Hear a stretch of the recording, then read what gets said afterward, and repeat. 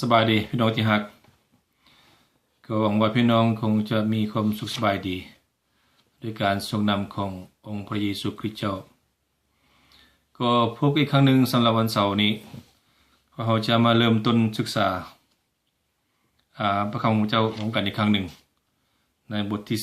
3ภาคที่3คือข้อที่4ข้อที่4ใหญ่คือในเสาร์ที่ผ่านมาเราก็รู้ว่าเกี่ยวกับเรื่องของเยโคบและก็รู้การมีชีวิตใหม่ของเยโคบและก็การได้ซื้อใหม่จากพระเจ้าและก็รู้ว่าทุกคนที่ได้สัมผัสกับพระเจ้าก็จะได้สิ่งดีๆจากพระเจ้าเมื่อเขาต้องการการอัศจรรย์หรือสิ่งดีๆที่มาจากพระเจ้าฉะนั้นในมื้อนี้เราก็จะศึกษาเกี่ยวกับชีวิตของโยเซฟซึ่งเป็นลูกชายของเยโคบข้อ4ใหญ่พระเจ้าได้ยืนยันคำมั่นสัญญาแก่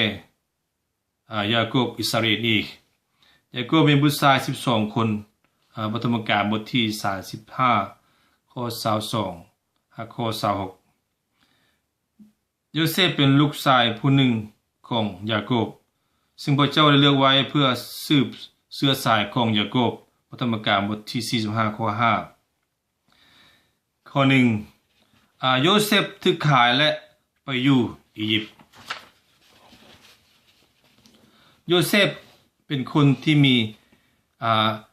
พลิกไหวเกี่ยวกับพระเจ้าและเป็นบุคคลที่มีศีลธรรมพวกอ้ายของเรามีความอิจฉาเมื่อพวกเขาเห็นว่าพ่อของตนฮักโยเซฟหลายกว่าพวกตนเวลาต่อมาโยเซฟได้เล่าเรื่องของฝันของเราสู่อ้ายและแม่และพ่อฟังซึ่งคล้ายกับว่าพวกเขาจะก้มกราบลาวในวันหนึ่งในอนาคตดังนั้นพวกอ้ายของเราจึงมีความเครียดสั่งลาวหลายขึ้น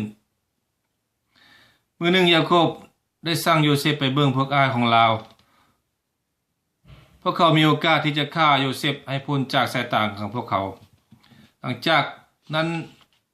ได้โยนโยเซฟลงในน้ำสร้างแห้งพวกเขาได้ฆ่าโยเซฟแก่ชาวอิสราเอลด้วยชาวเหรียญเงินเพราะว่าข้าเอาลาวไปประเทศอียิปต์ขายให้แก่โปติฟาซึ่งเป็นหัวหน้าผู้รักษากษัตริย์2เยโคบถูกหลอกลวงหลังจากที่พวกเขาได้ฆ่าโยเซฟแล้วพวกเขาก็ได้ฆ่าแม่และเอาเลือดทาใส่เสื้อล่ามของโยเซฟแล้วพวกเขาก็ได้ถือเสื้อนั้นไปหาพ่อว่านี่แม่นเสื้อของลูกชายพ่อหรือบ่เพิ่นจึงชื่อเสื้อนั้นแล้วว่าแม่นแล้วเสื้อของโยเซฟลูกชายของข้อยสัตว์ร้ายได้กัดกินมันจนถึงแก่ความตายในเวลาความโศกเศร้าและความสิ้นหวังยาโคบปฏิเสธการปลอบใจ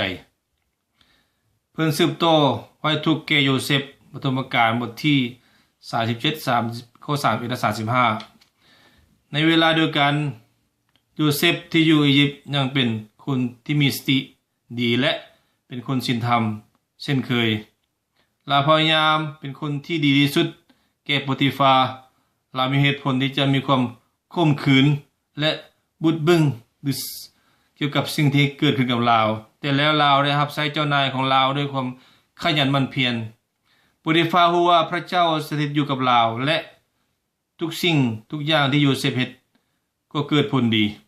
ในที่สุดโปติฟาแต่งตั้งโยเซฟเป็นคนใช้ประจำตัวของเพิ่นและมอบทุกสิ่งที่เพิ่นมีแก่โยเซฟเป็นผู้รักษานอกจากอาหารที่เพิ่นกินเท่านั้น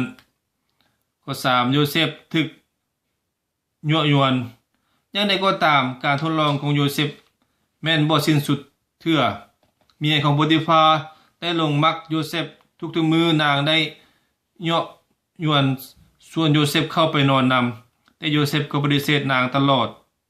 จนกระทั่งวันหนึ่งโยเซฟปบหนีออกมาข้างนอกได้โดยปะเสื้อนอกข้าไว้ในมือของนางแล้วว่าด้วยว่านางถูกปฏิเสธจากโยเซฟนางจึงเป็นนางจึงปั้นเรื่องแต่งเรื่องใส่ให้โยเซฟว่าพยายามข่มขืนนางซึ่งใส่เสื้อของโยเซฟเป็นพยานหลักฐานด้วยความใจร้ายของโปติฟาจึงได้สั่งขังโยเซฟไว้ในคุกบ่อนที่ขังนักโทษของกษัตริย์4โยเซฟอยู่ในคุกแม้กระทั่งอยู่ในคุกโยเซฟยังรักษาคุณสมบัติอันดีงามของเราอยู่เสมอเราปฏิเสธที่จะเป็นคนข่มขืนเราได้ซอกหาโอกาสในการรับใช้พระเจ้าผู้ควบคุมนักโทษก็พอใจในโยเซฟเราให้โยเซฟเป็นผู้ต่างหน้าเบิ่งแยงนักโทษทั้งหลายและให้เรารับผิดชอบด้วยการทุกอย่างในคุกพระเจ้าอวยพรโยเซฟและจะเตรียมหนทางให้เราพบกับความสำเร็จตามแผนการของพระองค์อยู่ในคุกมีชาย2คนซึ่งเป็นคนรับใช้ของกษัตริย์คือหัวหน้าพนักงานเห็ดเหล้าองุ่นและหัวหน้าพนักงานเห็ดข้าวจี้คืนหนึ่งเขาทั้งสองได้ฝันโยเซฟได้แก้ความฝันของพวกเขาทุกอย่างก็เป็นไปตามที่โยเซฟได้บอกเขาหัวหน้าพนักงานเห็ดเหล้าองุ่นได้ออกจากคุกและมอบตำแหน่งเดิมให้แต่หัวหน้าพนักงานเห็ดข้าวจี้ถูกประหารชีวิตข้อ5โยเซฟถูกยกขึ้นเป็นผู้รองกษัตริย์หลังจากนั้นประมาณ2 ปีกษัตริย์ได้ฝันและบ่มีไผแก้ความฝันได้หัวหน้าพนักงานเฮ็ดเหล้าองุ่นจึงนึกถึงโยเซฟและแนะนำแก่กษัตริย์ว่าโยเซฟอาจแก้ความฝันของกษัตริย์ได้กษัตริย์จึงสั่งให้คนไปเอาโยเซฟออกมาโยเซฟได้บอกกษัตริย์ถึงความหมายอันสำคัญเกี่ยวกับความฝันของกษัตริย์อียิปต์จะมีความอุดมสมบูรณ์เป็นเวลา7 ปีหลังจากนั้นจะมีการอึดอยากเกิดขึ้นเป็นเวลา7 ปีกษัตริย์จึงแต่งตั้งโยเซฟเป็นผู้รองเพื่อปกครองประเทศอียิปต์และให้ผู้ชายเฮบรูอายุ30 ปีคนนี้เป็นผู้รับผิดชอบในการสะสมอาหารไว้ใน7 ปีแห่งความอุดมสมบูรณ์เพื่อเตรียมรับกับความอึดอยากใน7 ปีต่อมาปฐมกาลบทที่41ข้อ46ข้อ6อ้ายของโยเซฟมาที่อียิปต์เมื่อความอึดอยากเกิดขึ้นในประเทศอียิปต์ในคานาอันบนที่ครอบครัวของโยเซฟอาศัยอยู่ก็มีความอึดอยากเช่นกันเมื่อยาโคบฮู้ข่าวว่าอยู่ประเทศอียิปต์ยังมีข้าวขายเราจึงส่งลูกชายของเราไปซื้อข้าวที่ประเทศอียิปต์ยกเว้นลูกชายล่าคือเบนจามินผู้ที่ควบคุมการขายข้าวที่อียิปต์แม่นโยเซฟซึ่งเป็นไปดังความฝันของโยเซฟในหลายปีที่ผ่านมาอ้ายของเราได้มาและก้มกราบต่อหน้าของเพิ่นโยเซฟจำพวกเขาได้แต่ลาวเฮ็ดคือบ่ฮู้และเว้าอย่างหุนแหงใส่พวกเขาเพื่ออยากจะฮู้ว่าพ่อยังมีชีวิตอยู่และเพื่อจะหาวิธีทางเอาพ่อของเพิ่นไปอยู่ที่ประเทศอียิปต์เพิ่นกล่าวใส่อ้ายของเพิ่นว่าเป็นนักสืบสอดแนมเมื่อพวกเขาปฏิเสธถึงการกล่าวหาและพวกเขาเว้าว่าพวกเขาทั้งหมดเป็นลูกชายของพ่อคนเดียวกันโยเซฟได้จับเอาคนหนึ่งชื่อซิเมเอนขังไว้จนกระทั่งพวกเขาจะกลับไปอียิปต์กับน้องชายล่าเบนจามินเพื่อเป็นหลักฐานว่าพวกเขาบ่ได้เป็นนักสืบสอดแนมยาโคบมีความกระวนกระวายอย่างนักและบ่ยอมอนุญาตให้เบนจามินไปเพราะเพิ่นญาณว่าเป็นเบนจามินจะบ่กลับมาแต่เมื่อความอึดยากเพิ่มทวีขึ้นอย่างหายแหงครอบครัวแม่นบ่มีทางเลือกมีแต่ต้องให้ตามคำสั่งของโยเซฟ ยูดาห์ผู้เป็นผู้รับผิดชอบส่วนตัวสำหรับเบนจามินและพวกเขาก็เดินทางไปประเทศอียิปต์อีกครั้งนี้โยเซฟได้วางแผนการที่จะเอาเบนจามินอยู่นำโดยการเอาเงินของเพิ่นใส่ในถุงเข้าของพวกเขาอย่างลับๆและสำหรับถุงเข้าของเบนจามินแม่นได้ใส่จอกเงินของโยเซฟเมื่อคนใช้ของโยเซฟตามไปเห็นทันและนำพวกเขากลับขึ้นไปหาโยเซฟก็บ่สามารถอดกั้นเพื่อจะบ่ให้พวกเขาฮู้ถึงความจริงว่าเพิ่นแม่นไผเพิ่นร้องให้สะอึกสะอื้นอย่างเสียงดังและว่าข้อยแม่นโยเซฟพ่อของข้อยยังมีชีวิตอยู่บ่ข้อ7โยเซฟอภัยโทษให้แก่อ้ายของลาวอ้ายของโยเซฟมีความตื่นเต้นสับสนวุ่นวายและประหลาดใจบ่สามารถเว้าหยังโยเซฟผู้ที่มีเหตุผลในความ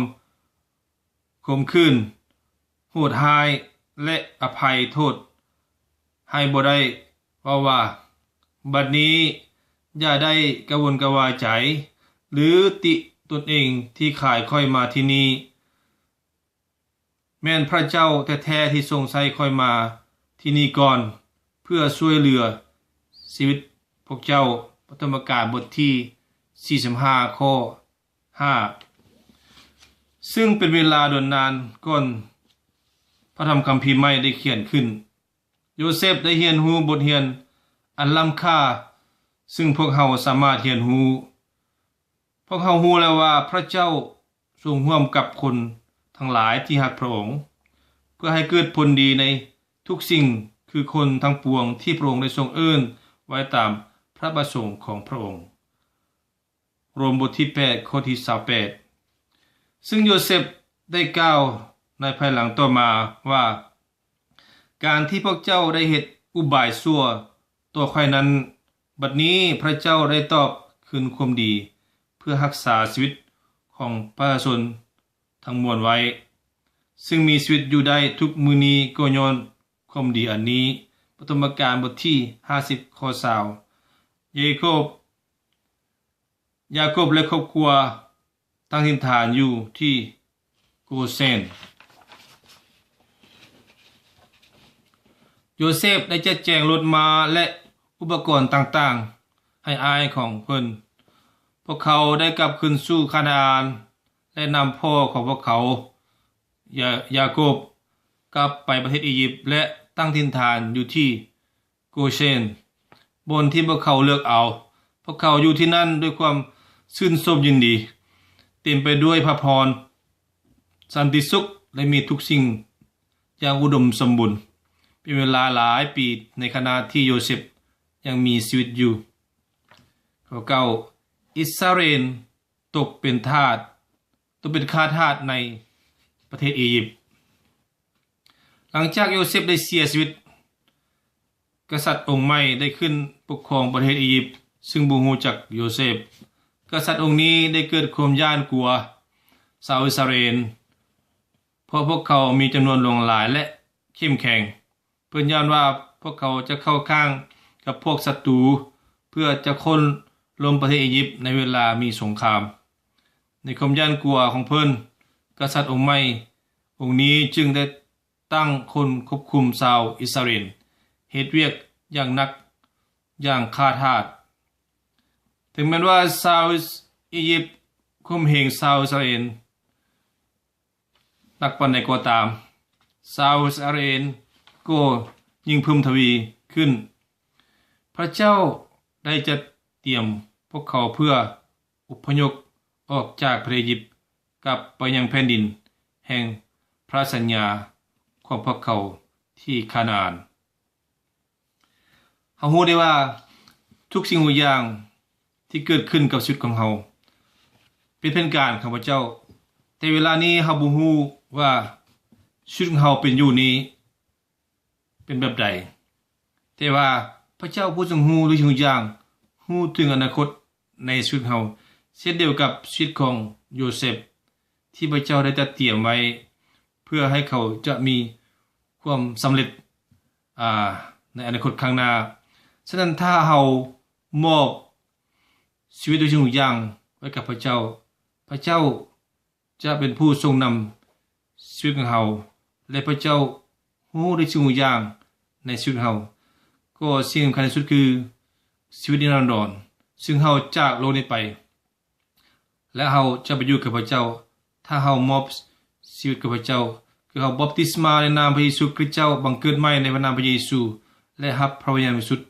และเราเดินตามพระคำของพระเจ้าเมื่อเราจากโลกนี้ไปหรือ